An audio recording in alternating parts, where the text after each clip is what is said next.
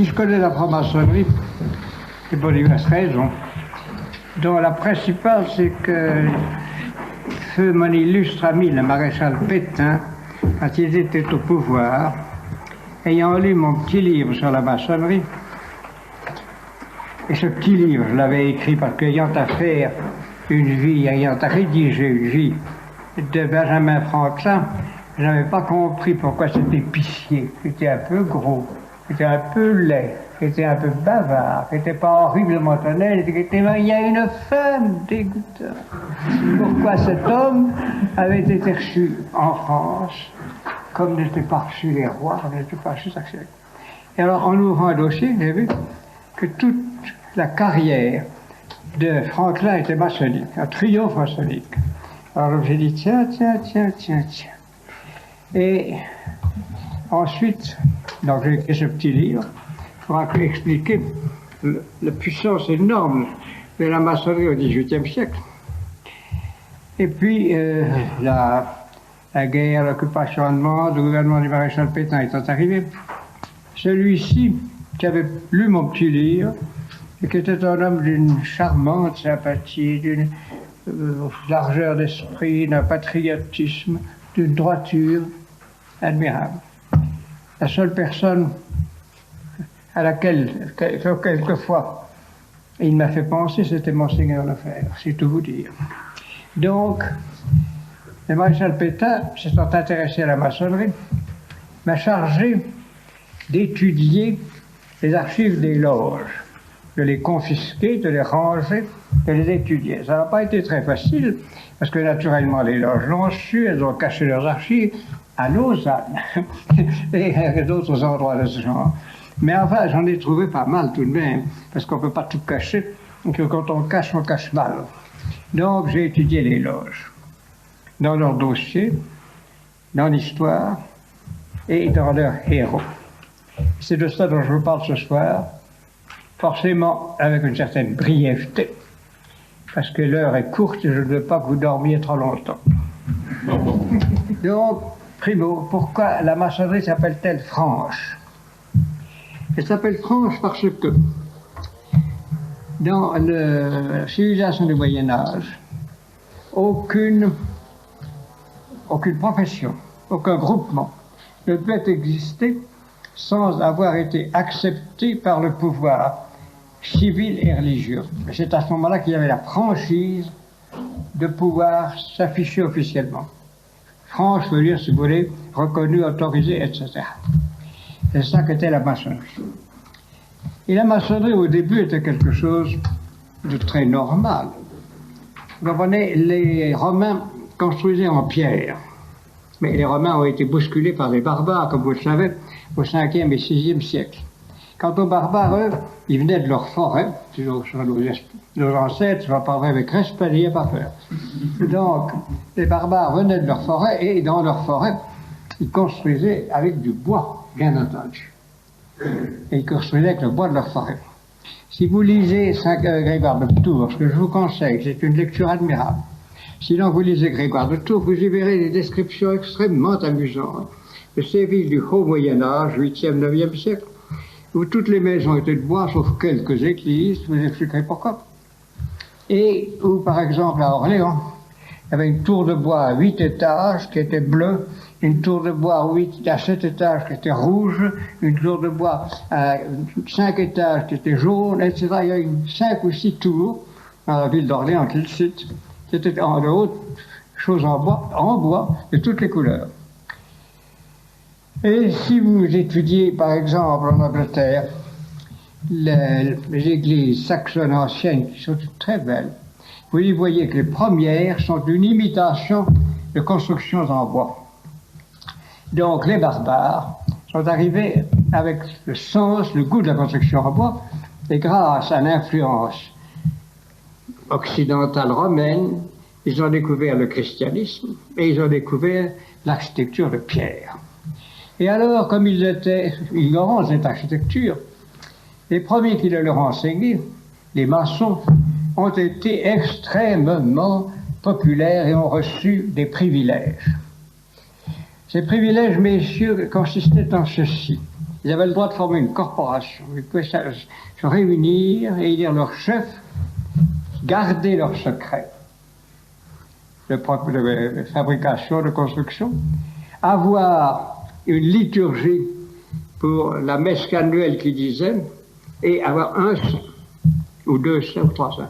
Comme les maçons étaient très gloutons, ils en ont pris 4. Si vous allez à Rome, avez-vous le plaisir de voir une très curieuse église, un très joli endroit, qui est l'église des Quattro Santi Coronati, les 4 saints couronnés. Ils ne sont pas très orthodoxes. Ne faites pas de grandes prières. Mais dites-vous que ce sont les patrons des maçons. On ne sait pas qui c'est, on ne sait pas ce qu'ils ont fait, alors peut-être les maçons les ont chippés. Mais c'est une très jolie église, dans un très joli endroit. Les maçons, donc, se sont constitués en corps. Ils l'ont fait avec l'aide de grands seigneurs. Parce que les grands seigneurs étaient ambitieux dans cette Angleterre aristocratique et qu'une corporation aussi influente que les maçons qui se groupaient partout était un point d'appui. Si vous allez en Écosse, qui est un pays que j'aime beaucoup, je vous conseille de voir la chapelle de Rosslyn.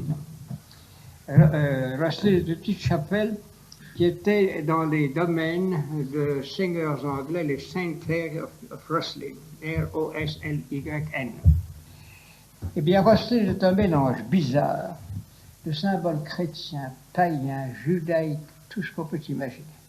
Donc, dès leur début, les milieux maçonniques, car Rosslyn, la chapelle de Rosslyn est évidemment l'émanation de cela. Les Saint-Clair étaient les protecteurs de la maçonnerie écossaise.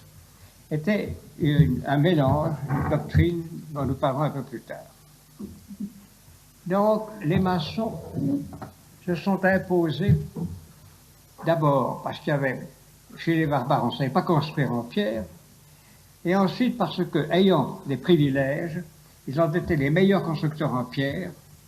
Et si vous allez jamais, j'espère pour vous, dans cette ravissante ville espagnole de Salamanca, vous y verrez 2 cathédrales, une cathédrale par l'essence, belle, mais enfin trop grandiloquente, et une cathédrale ancienne, qu'on appelle française, qui est superbe, avec 4 grandes statues de saints aux 4 coins du transept.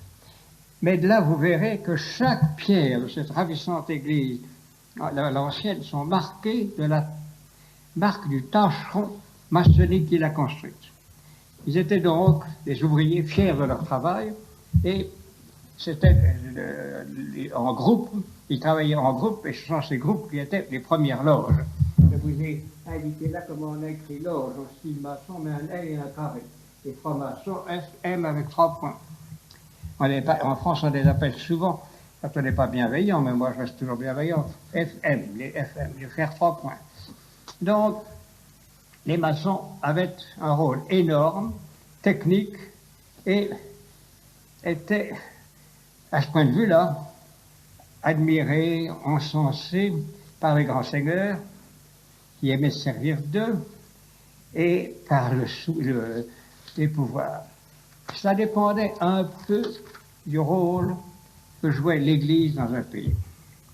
En France, les rois de France étant intimement liés avec l'Église, il n'y a pas de loge très ancienne.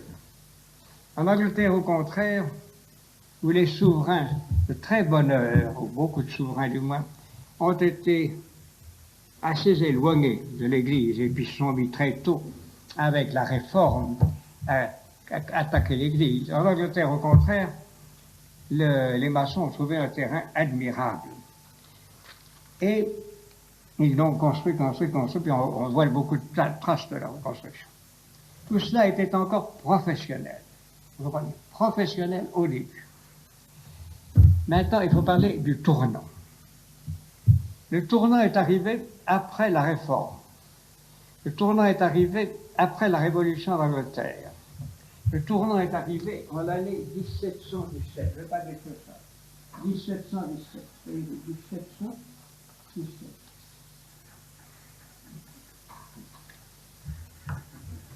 Et voici comment le tournant est arrivé. Il y avait en Angleterre beaucoup de loges maçonniques opératiques, c'est-à-dire de braves gens qui avaient des truelles et qui construisaient avec leurs mains et leurs truelles. Mais graduellement, comme ils avaient beaucoup de privilèges, des gentlemen s'étaient mis à se joindre à eux, pas pour construire, pour boire. Pour boire, et quand on boit, qu'est-ce qu'on fait? On parle.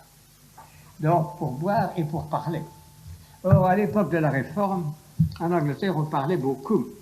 C'est le grand jaillissement des sectes, des impiétés, de l'athéisme, de l'immoralité, et c'était plus facile de raconter tout ça et de prêcher tout ça dans les loges maçonniques qui avaient des privilèges qu'au milieu des rues, ou même dans les salons des dames, qui quelquefois comprennent, mais quelquefois pas. Donc, ça allait mieux. C'était une technique excellente. Seulement, tout cela était encore un peu tâtonnant quand, en 1717, déjà donc sous la nouvelle dynastie, laquelle était protestante et laquelle, sans être immorale, était soumise à l'influence de nobles qui, eux, l'étaient absolument. Je peux même dire comme un de mes amis qui dit toujours absolument tout à fait. Elle l'était absolument tout à fait. Donc, si vous voulez lire des histoires épouvantables, il y a ça, le Medmenham Monks, qui était une caricature anglaise de religieux, gentilshommes habillés comme vous autres, qui se réunissaient dans un domaine pour faire les pires ignominies sexuelles et autres. Donc, l'Angleterre était comme ça. Ça ne lui a pas su, mais c'était comme ça. Et elle était un terrain facile pour la franc-maçonnerie.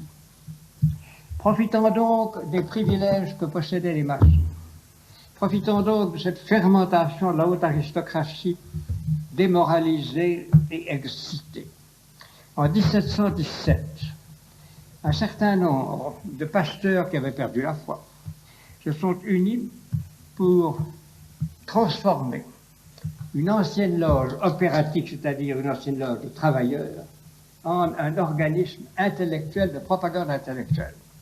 C'est la fondation de la Grande Loge de Londres en 1717, c'est-à-dire la naissance de la nouvelle maçonnerie antichrétienne et anglaise, mais anti-royaliste, en dehors de l'Angleterre. Cette Grande Loge de Londres, il faut que je vous en donne un ou deux des renseignements, était largement sous l'influence d'un gros bonhomme, qui n'était pas très joli, mais qui était excessivement malin. Voilà comment il s'appelait. Il s'appelait Jean-Théophile Desaguliers. Il était laid et bénin. Et pour vous faire un petit tableau, puisque je l'ai fait une fois, je peux vous le lire, pas la peine de le réinventer, pour vous en faire un petit tableau, le voici. Il était gros. Sa robe d'ecclésiastique lui faisait paraître énorme. Il avait un grand nez, mais qui était placé de travers dans son visage. Son menton et son front étaient si faibles et si fuyants que cela donnait à sa face un ovale de boule. On jugeait d'ordinaire qu'il était fort laid, et on admirait pourtant sa science. Ses yeux à fleur de pourpre étaient humides comme ceux des myopes. Il pouvait évoquer la bonté ou donner l'impression de la douleur ou même celle de la stupidité, selon ce que l'on pensait, selon les circonstances d'un moment. Il n'avait rien d'un seigneur, mais du reste il ne passait pas inaperçu, et la malice de son esprit était égale à sa laideur. Cet homme avait réussi à quitter la France. Son père était pasteur à La Rochelle. Et comme la ville allait être prise par les catholiques, il avait élevé son petit garçon, qui avait 2-3 ans, dans un grand baril d'alcool vide. Et il l'avait mis à bord d'un bateau anglais qu'il a amené en Angleterre. Et alors on a débarqué le bébé, sans alcool, et il s'est élevé en Angleterre dans la haine de la France, dans la haine du catholicisme, et en même temps dans l'exploitation des théories de Newton, dont il s'est fait le conférencier. Et il a été l'âme damnée de la Grande Loge de Londres, celui qui a préparé ses doctrines, préparé son attitude, etc. En quoi consistait ses doctrines et sa latitude. Ces doctrines, d'abord, de Zaguelli avait trouvé pour les couvrir des grands seigneurs et même, au bout de quelque temps, un prince de la famille royale. L'adresse de ces doctrines, c'est qu'elles ne portaient pas atteinte aux idées de l'Angleterre protestante, mais qu'elles pouvaient être une arme de guerre extrêmement dangereuse contre tout ce qui était catholique. Écoutez avec soin, parce que c'est difficile de voir les astuces. Dans le premier manuel des Maçons à Londres, publié en 1723, voici comment de Zaguelli s'expliquait. Au sujet, je vous le lis, you like English or French? It's in English, here I may read it in English or I may translate it in French, comme vous voulez, anglais ou français. Levez la main pour l'anglais. Well, all right, I read it in English and I translate it. Concerning God and religion, a Mason is obliged by his tenure to obey the moral law. And if he rightly understands the art, he will never be a stupid atheist, nor an irreligious libertine. But so, in ancient times, Masons were charged with, in every country, to be of the religion of that country or nation, whatever it was. Yet, it is now thought more expedient only to oblige them to belong to that religion in which all men agree, leaving their particular opinion to themselves. That is to be good men and true men, or men of honor and honesty, by whatever denominations or persuasions they may be distinguished, whereby Masonry becomes the center of union and the means of conciliating true friendship among persons that must else have remained at a perpetual distance. Au sujet de Dieu et de la religion, un maçon est obligé, par sa loi, d'obéir à la règle morale. Et s'il comprend bien l'art maçonnique, il ne sera jamais un stupide athée, notez, stupide athée, peut-être un athée, mais pas stupide, ni un religieux, ni un libertin irreligieux, peut-être un libertin, mais pas irreligieux. Vous voyez, les adjectifs sont extrêmement adroits. Il y a un jeu d'adjectifs ravissant.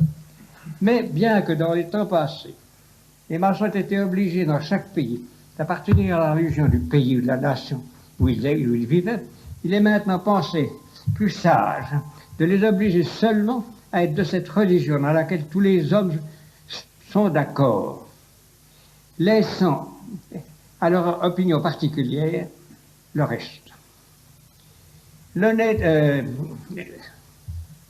c'est-à-dire il faut être qu'ils soient bons, qu'ils soient honnêtes, des gens d'honneur, d'honnêteté, quelle que soit leur religion, leur persuasion, leur secte.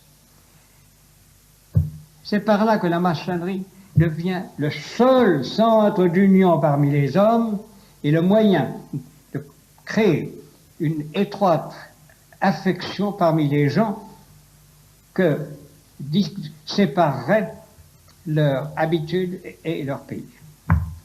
Vous voyez le truc très adroit. Il s'agit pour la maçonnerie de prendre la place de la religion qui était le centre de la civilisation. En l'Europe du Moyen-Âge, au-dessus de tous les peuples, de tous les souverains, il y avait l'Église et le pape. C'était ça l'union, c'est ça la véritable union.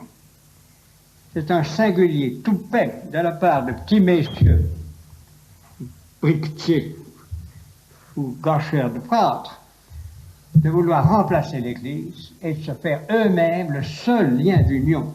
Alors que l'on dit les différentes religions, c'est bien gentil, mais chacun a la sienne, ça ne nous regarde pas, et ça, au lieu de les unir, ça les sépare. Voilà le truc de la maçonnerie.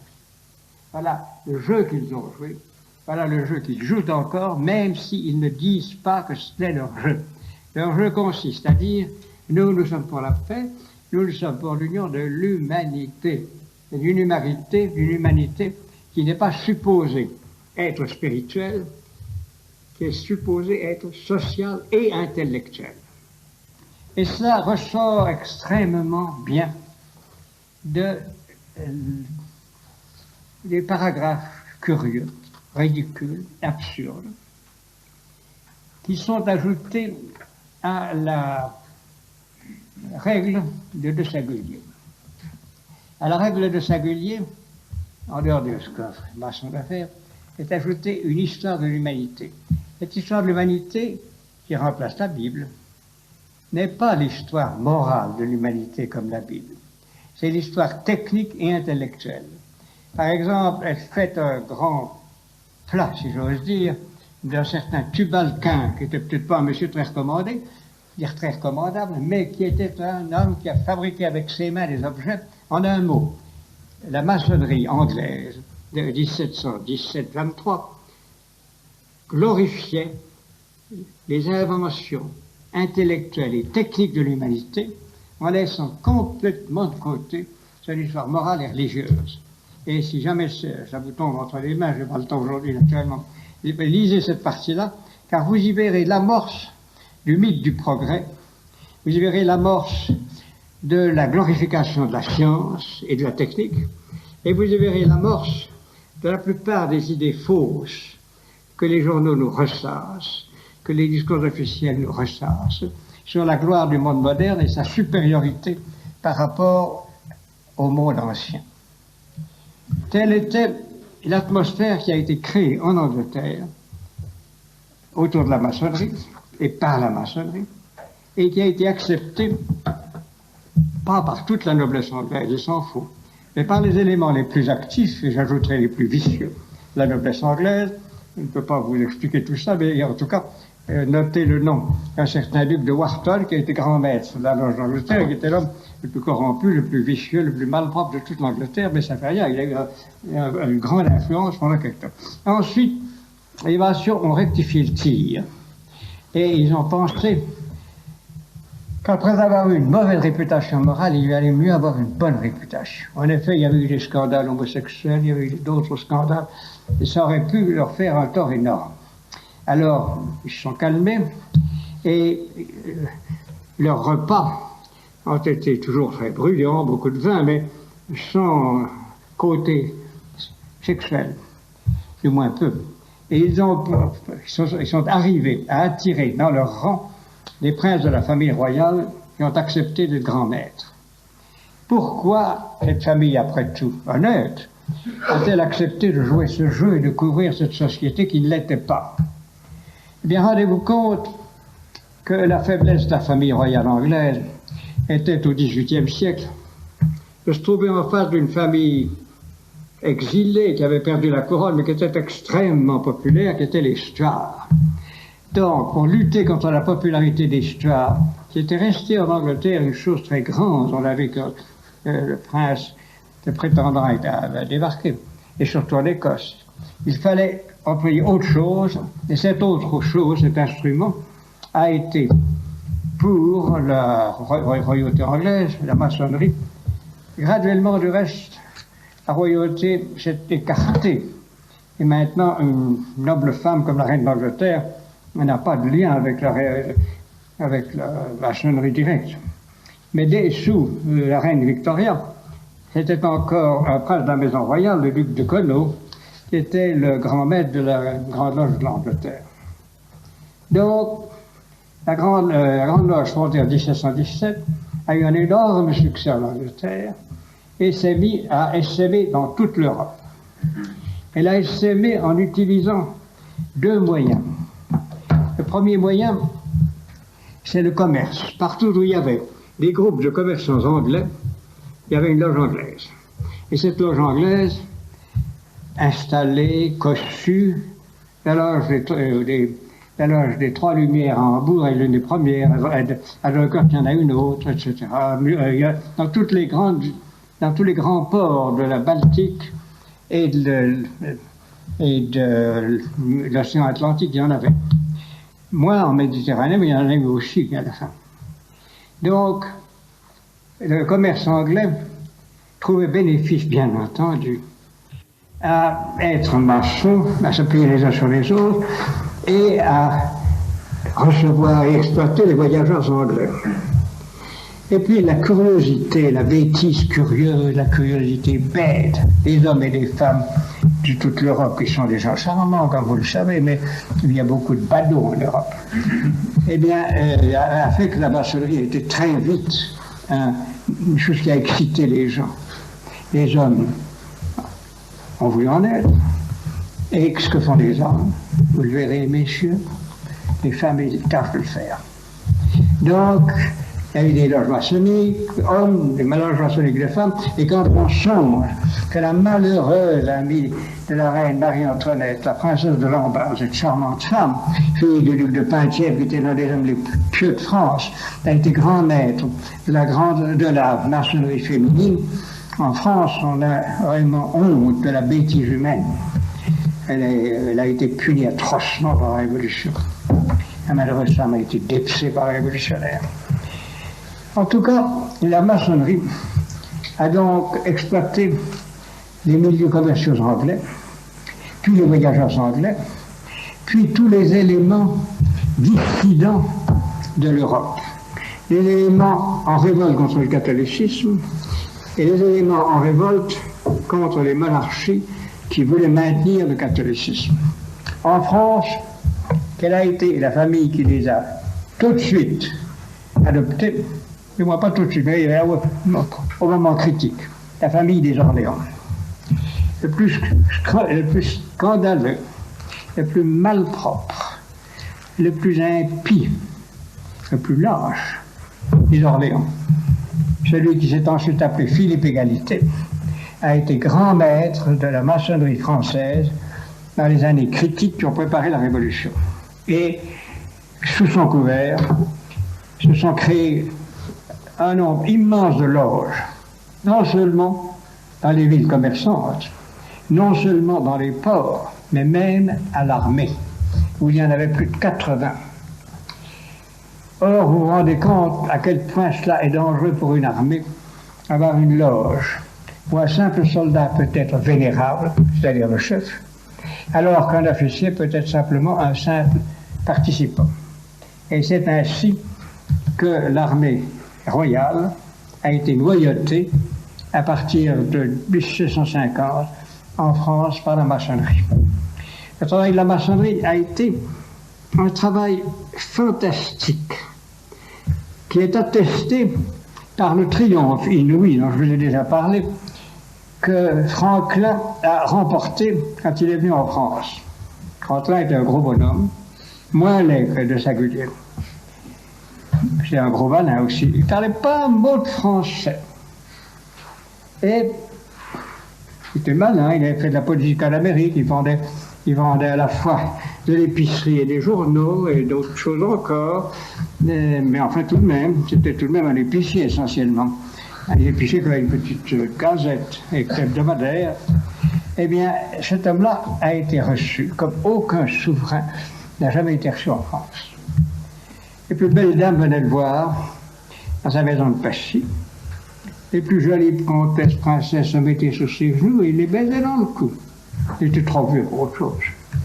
Donc, c'était une sorte de fureur.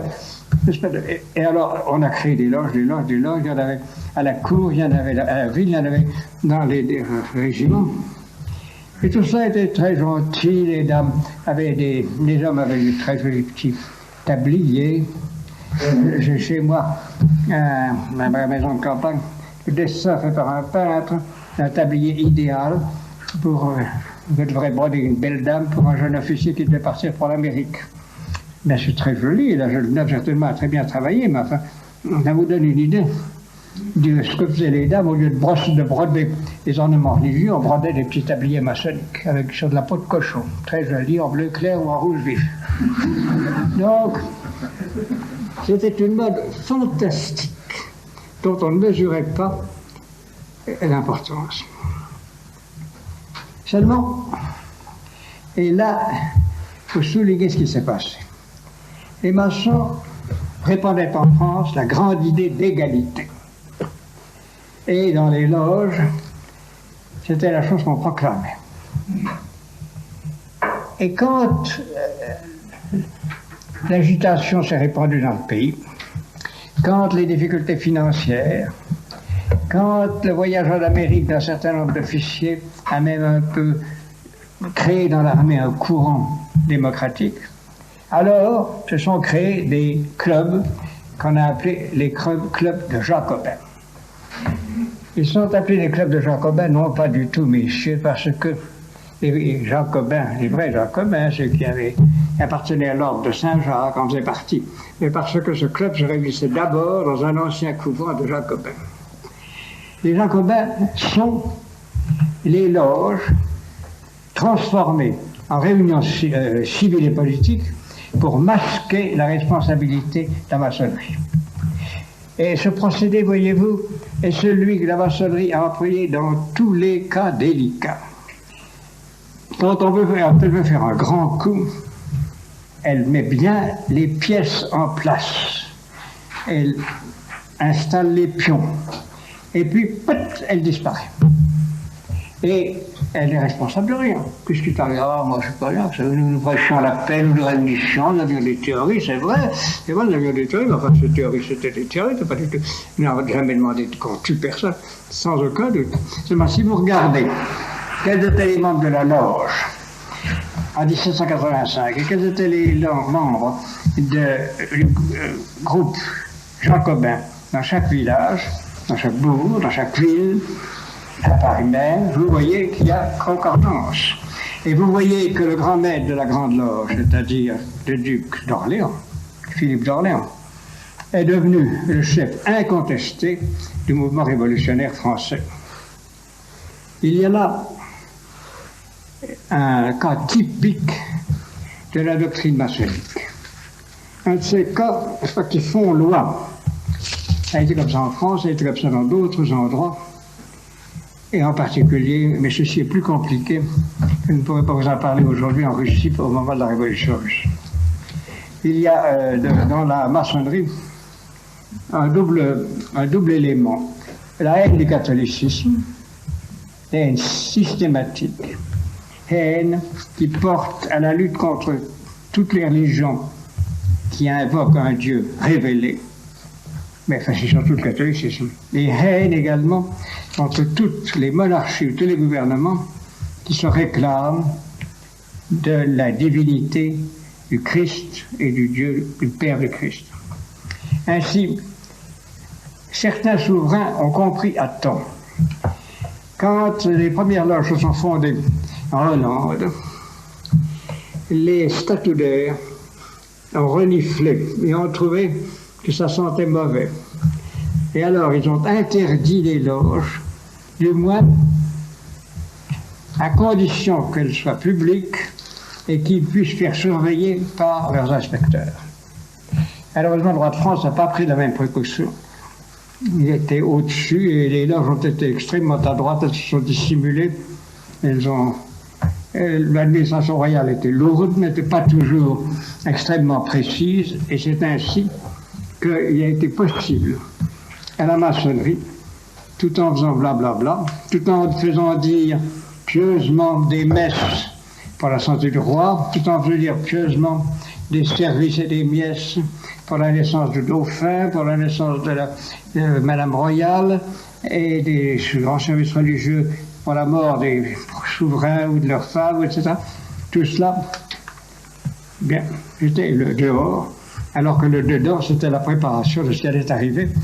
On prêchait l'égalité et on préparait, c'est le double mouvement, prêcher l'égalité et préparer des états-majors philosophiques qui puissent remplacer les États et les aristocraties alors au pouvoir. Cela fut facilité naturellement par les livres, le travail et l'excitation des philosophes français du XVIIIe siècle. Voltaire était allé en Angleterre à l'âge entre 20 et 25 ans. Et là, naturellement, avec l'esprit qu'il avait et la colère qu'il avait, il s'était épris de tout ce qui était violent, audacieux, nouveau, et naturellement de la maçonnerie où il a été initié à ce moment-là. Il l'a par la suite caché, puisqu'il s'est fait réinitier à Paris dans une grande initiation solennelle en 1700, au moment de la visite de Franklin en 1783-84, Ils ont eu une grande cérémonie, parfaitement ridicule du reste, mais enfin, où Voltaire se fait réinitier et où il a Franklin a poussé son petit-fils, un tout petit garçon américain très bien tenu, entre les bras de Voltaire, qui l'a béni en disant Dieu et liberté. C'était une scène de comédie, mais c'était comme ça, et tout le monde s'est mis à pleurer des larmes de joie et à applaudir, et quelques dames ont eu le tact de s'évanouir. Les enfants d'admiration, quand même. Vous imaginez, c'était le grand bloc de l'époque, etc. La maçonnerie a donc préparé la Révolution. Et il y a eu des transitions. Je vous en signale une, et que je suis assez content d'avoir découvert. Les principaux chefs maçons, avant la Révolution, ont en général suspendu l'horloge. Mais ils se sont unis dans un groupe qui s'appelait la Société des 30. Et la Société des 30 a été le quartier général des activités révolutionnaires. De même que le Club breton s'est substitué à une loge maçonnique pour faire à l'Assemblée nationale une propagande extrêmement radicale et poussée vers la République. Car il est incontestable que toutes les loges maçonniques, tout en faisant les loges de roi, et tout, bla bla bla, très poli pour Sa Majesté, étaient en même temps en train de prêcher l'égalité et de dire nous constituons une république et cette république peut préparer les hommes sages à vivre en république. On voit quel a été le résultat à la Révolution. Une très bonne république qui décapitait tous ceux qui ne leur plaisaient pas. Ainsi s'est déroulé au XVIIIe siècle le rôle de la maçonnerie en France. En Angleterre, plus celle de France était violente, plus celle d'Angleterre était gentille. Il y avait des gros vents, il y avait de bonnes situations, ils étaient bien avec la famille royale, ils étaient bien avec l'aristocratie. Et pourquoi faire autre chose que servir la cause anglaise, protestante, anti-catholique? Pourquoi faire autre chose que de servir la cause anglaise, anti-française? Tout cela, ça allait très bien. Et ça permettait un loyautage de l'Europe d'autant plus fécond qu'on avait l'appui du consul de Sa Majesté et éventuellement des flottes de Sa Majesté. Donc, c'est ainsi, si vous le voulez, que de 1750 à 1790, tout s'est déroulé dans une relative paix, avec des apparences tout à fait sereines et calmes. L'opération avait réussi, n'est-ce pas? Le groupe des pasteurs protestants, vaguement chrétiens mais déistes, hanovriens enthousiastes et esprit pratique, avait trouvé la formule qui, au XVIIIe siècle, a tiré à elle financiers, commerçants et grands seigneurs. Parmi les financiers, je vous citerai un imbécile qui était très malin, et qui est très connu, qui était M. Necker. M. Necker était un banquier suisse, qui avait un énorme manteau, et qui avait une assez jolie femme, et une fille qui lui a fait une réclame terrible, qui s'appelait Madame de Staël. Donc M. Necker, j'ai eu le plaisir de voir son petit tablier de peau de cochon dans le château de Coppet, dont sa fille avait hérité, et dont les descendants très chrétiens ont naïvement fait une exposition. M. Necker était donc, comme presque tous les grands financiers du XVIIIe siècle, un maçon. Et on se rend compte de l'utilisation que les francs-maçons ont fait de la finance à ce moment-là. La finance a servi en France, entre 1785 et 89, primo, à mettre en banqueroute l'État français. L'État français n'avait qu'un déficit qui aujourd'hui semblerait ridicule, un déficit dans le budget d'un cinquième. Maintenant, on en est à un tiers ou quelque chose comme ça. Donc, c'était purement, enfin, ça pouvait très bien durer. Mais quand on a la finance contre soi, le plus petit déficit devient une cause de catastrophe. Et c'est bien cela ce qui est arrivé. Paris était inondé de financiers français, de financiers anglais, suisses, prussiens, qui attendaient avec avidité le moment de la liquidation, où alors ils feraient des bénéfices énormes et où ils auraient tous les avantages.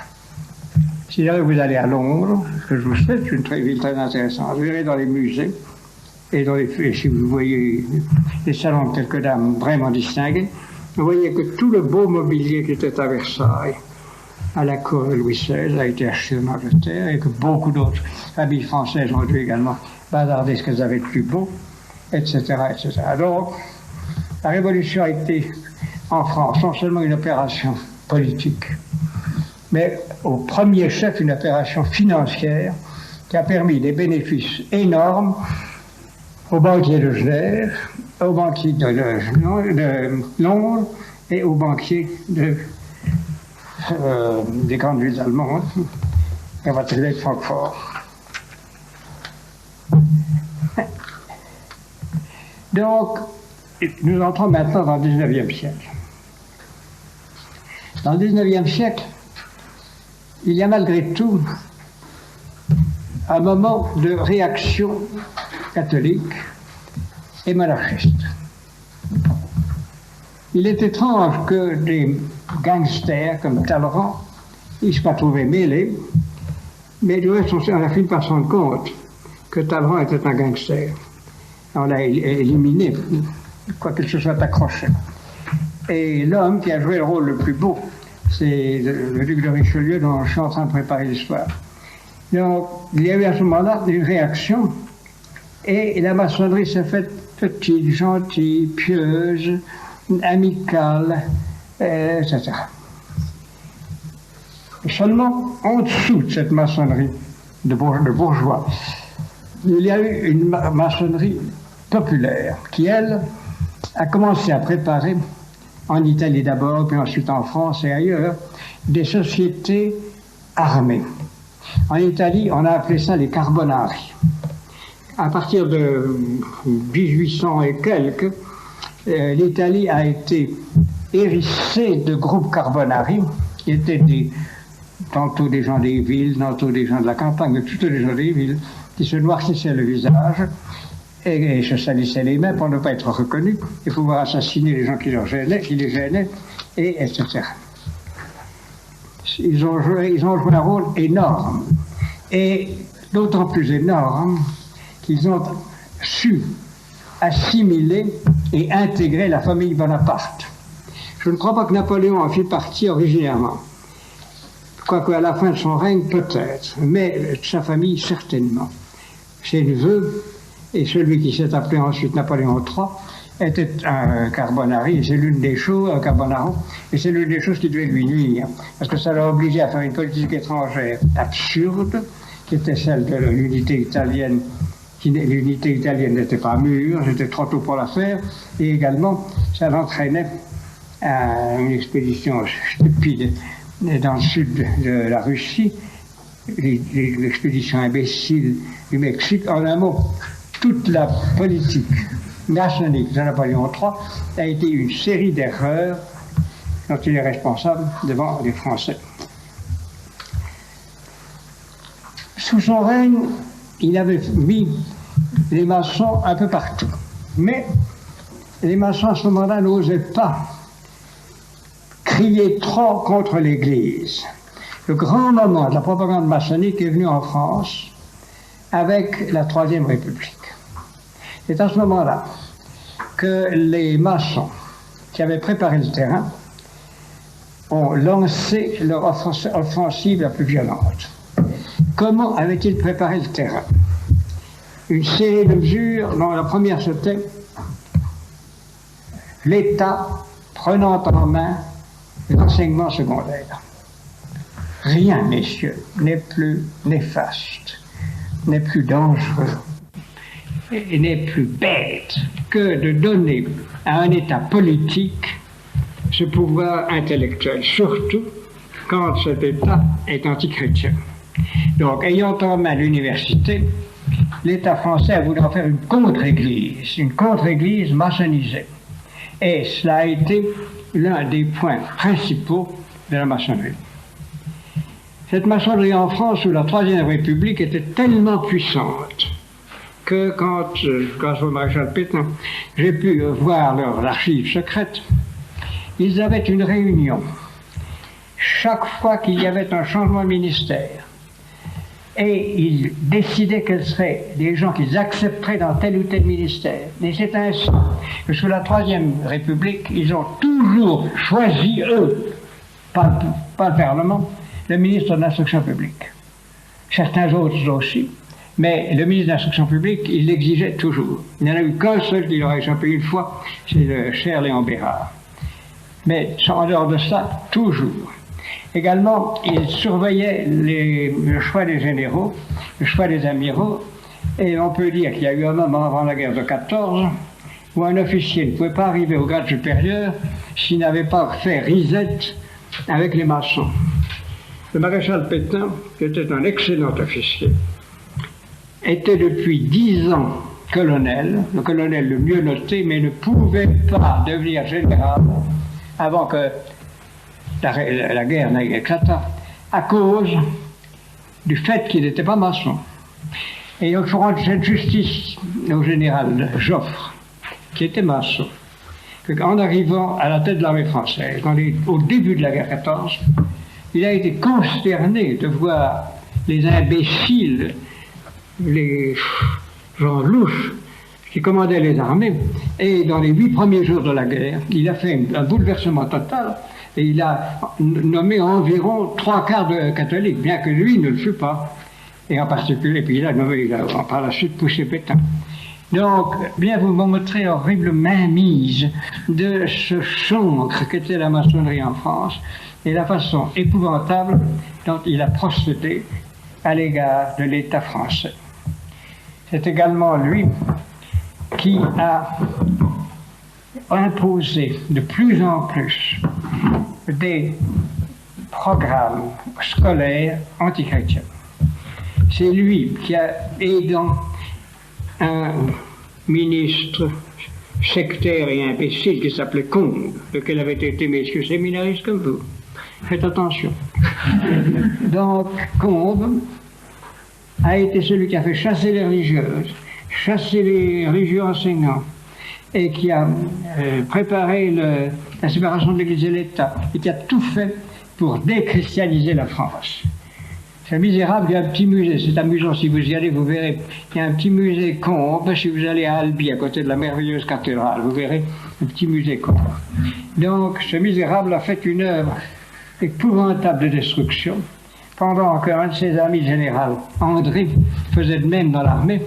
Il avait même organisé avec ses amis maçons un très beau système de fiches. Tous les officiers de l'armée française avec une fiche qui disait s'il allait à la messe, si sa famille allait, si ses enfants étaient dans un collège catholique, quelles étaient ses opinions.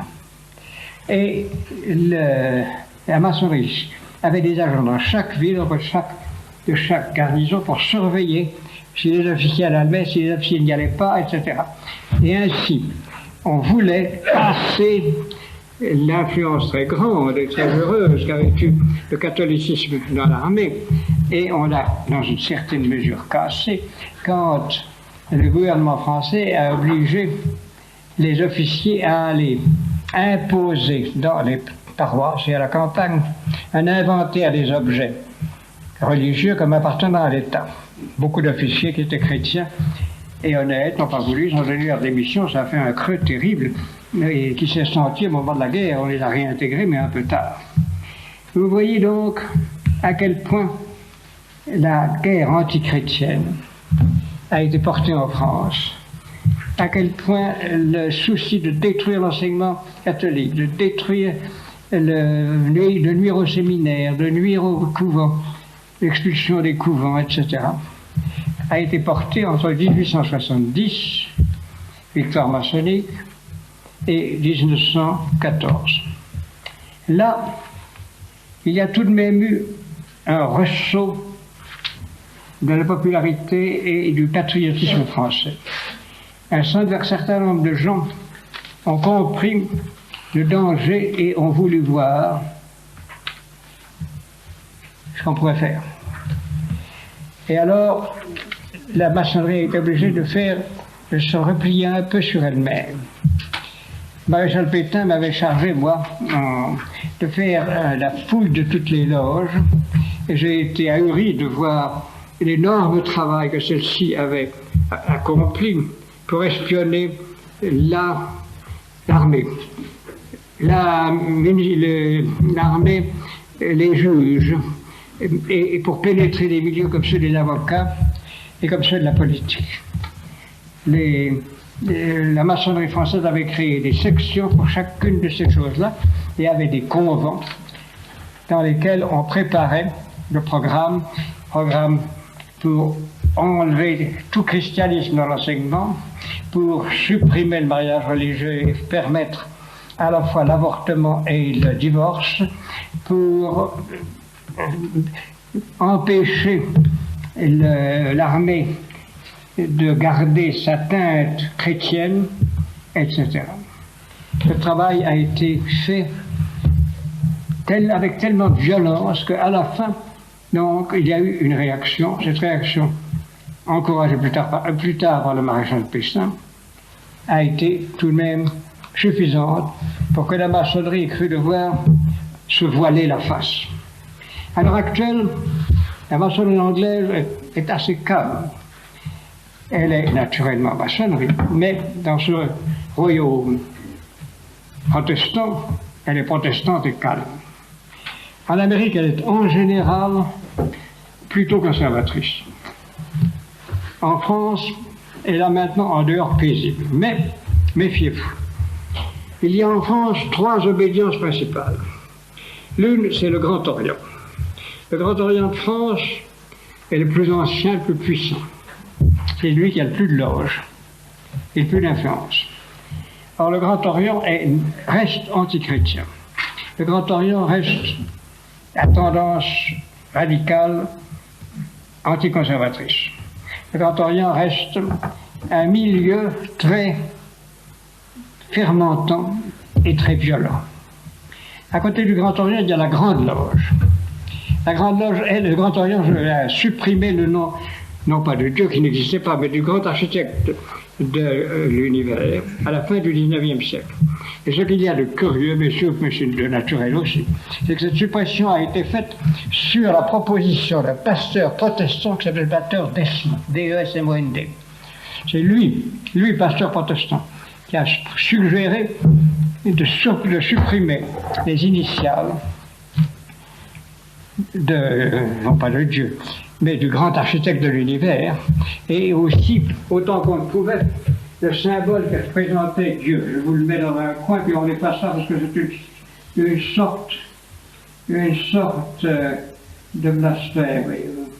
C'est un G dans un trinôme.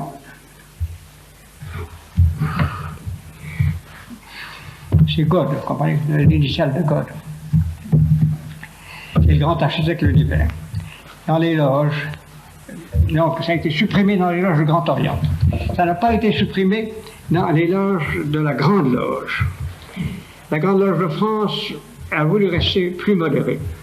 C'est ce qui lui a valu l'honneur, j'avais dire le plaisir, en tout cas la satisfaction, de recevoir M. Giscard d'Estaing, en grande pompe. La troisième obédience, c'est une obédience anglaise en France, qui s'appelle aussi Grande Loge, et qui est moins nombreuse, plus calme, nettement chrétienne, pas catholique, mais chrétienne, et faite en grande majorité de commerçants ou de voyageurs anglais, et qui n'a pas la même couleur. L'élément le plus violent dans la maçonnerie, ce sont les femmes maçonnes. C'est une sorte de harpie qui s'appelle Marianne de Rennes. Marianne. Je suis content d'écrire avec un encre rouge. Marianne de Rennes. D-E-R-A-I-S-N.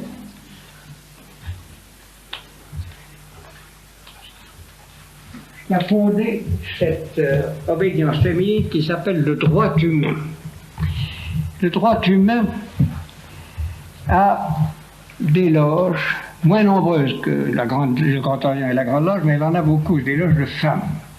Et ces loges sont surtout chargées de noyauter des milieux d'instituteurs et d'institutrices. Il s'agit d'insinuer dans l'enseignement public français la haine de l'Église et la haine du Christ et la haine de Dieu. Et je dois l'avouer que dans une large mesure, ces misérables ont réussi. Les archives de cette loge avaient été mises dans des caisses pour être emportées en Angleterre, et elles ont raté le bateau. Et elles sont revenues à Paris. Et je les ai eues sous la main, hélas. Les nazis, sachant que j'allais les prendre, les ont subtilisés. Ce que c'est devenu, j'en sais rien.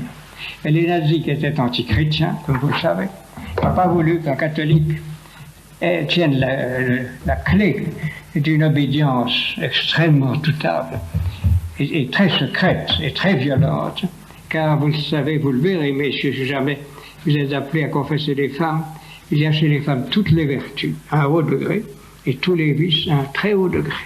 En particulier la haine. Et la haine, une fois qu'elle est installée dans un cœur féminin, peut faire des merveilles épouvantables. Donc c'est cela qui a été le fait de Maria de Rennes. À l'heure actuelle, elle se cache plutôt. Le passage de maréchal Pétain, le petit travail que j'ai tâché de faire, les a intimidés et embêtés. Ça m'a valu à moi 7 années de prison, I mean 7, dont je suis évadé par la grâce de Dieu, et qui reste l'honneur de ma vie. Ceci dit, la leçon que nous leur avons donnée leur avait fait perdre environ le tiers, presque la moitié de leurs membres, parce que les maçons sont lâches, vous savez. Et il leur a été difficile ensuite, pendant 5 ou 6 ans, de recruter. Maintenant, grâce à M.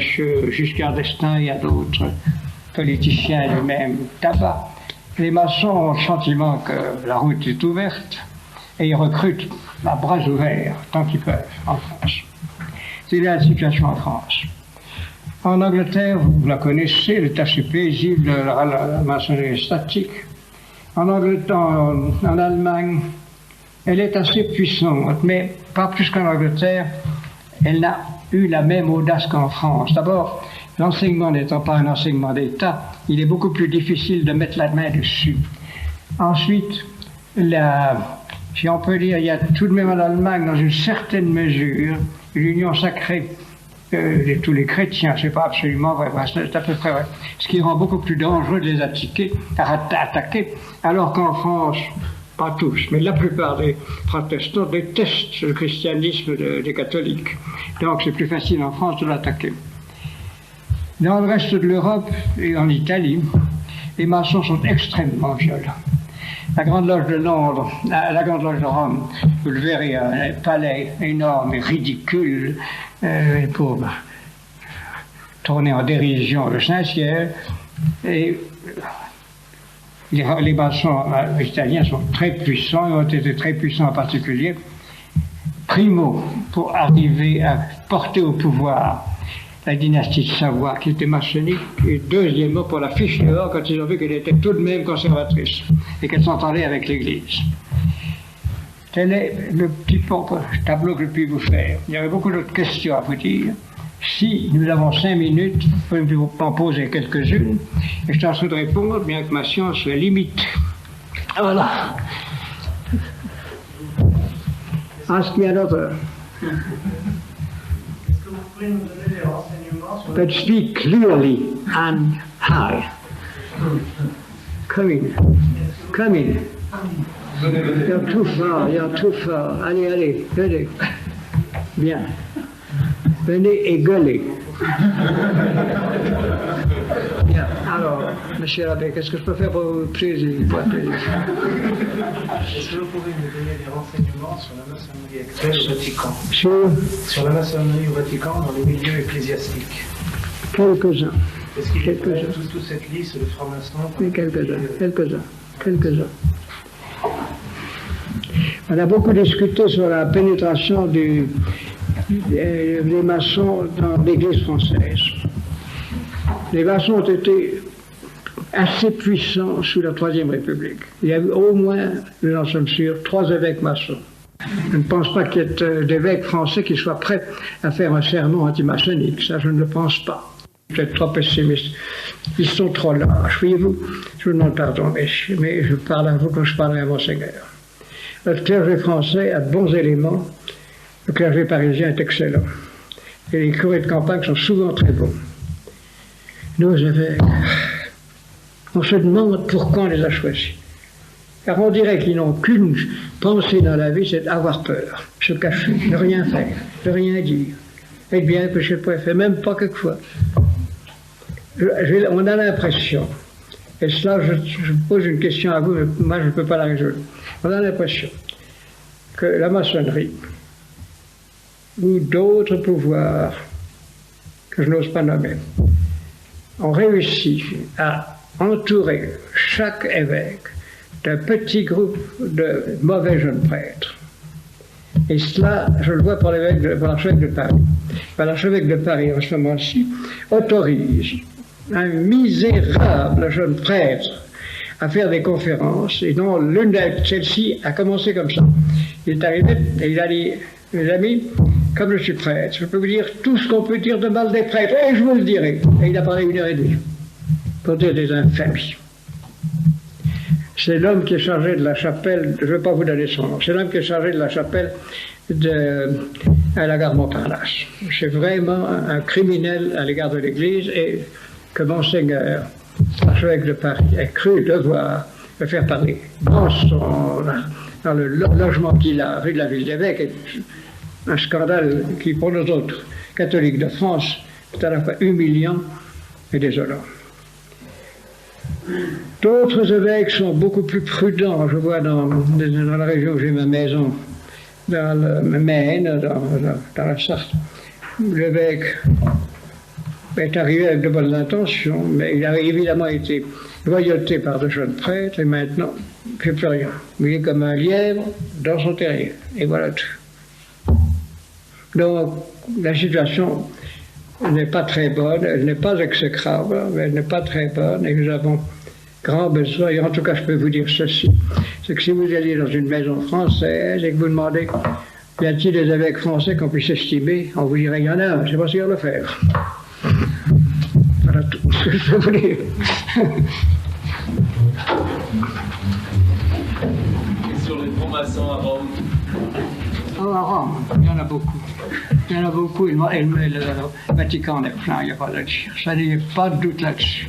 Il y a de bons évêques, mais il y a aussi, il faut reconnaître qu'au Vatican, il y a un pétrouillage, un grenouillage, que j'aurais dit M. de Gaulle, un grenouillage de maçons extrêmement redoutable, très dangereux. Et vous comprenez, en ce moment-ci, nous n'avons pas de pape, on peut prier le ciel qui nous donne un pape qui soit non seulement orthodoxe, mais qui fasse un peu la police de Rome, ce qui est très difficile parce que nous prenons, je vous en parle dans deux détails, nous prenons le pape Paul VI, bien. Le pape Paul VI a été élu. Savez-vous comment? Le pape Paul VI était d'une famille radicale. Une famille qui était propriétaire du journal le plus radical du nord de l'Italie, la Stampa. Et le pape Paul VI, maintenant on le sait, c'est évident, avait, malgré l'interdiction de Pie XII, étant sous-secrétaire d'État, continué à envoyer des messages hebdomadaires à Moscou. Pie XII l'avait interdit absolument. Et le pape Paul VI, le pape Pie XII l'a su grâce à la découverte d'un homme que je connais qui me l'a raconté. C'était un policier. Le pape a 3 policiers. Un français, un italien, un américain. Donc ce policier français avait été chargé par le pape d'aller chercher à Stockholm un sous-marin que j'avais demandé au soldat de lui prêter pour aller sauver sur le port de Riga, l'archevêque de Riga, que les Russes avaient transformé en un docker de port. Alors, il était vieux, il en serait mort. Donc, ce policier a été à Stockholm, et on lui a dit, oui, on va faire ça pour vous. Et en effet, le sous-marin suédois a été à Riga, et puis une nuit, on a enlevé le pauvre archevêque de Riga, on l'a ramené à Stockholm, et ensuite on dit à Rome. Et je n'en ai pas parlé. Donc, étant à Stockholm, ce policier français du Vatican a reçu la question suivante. du chef de police de Chelva.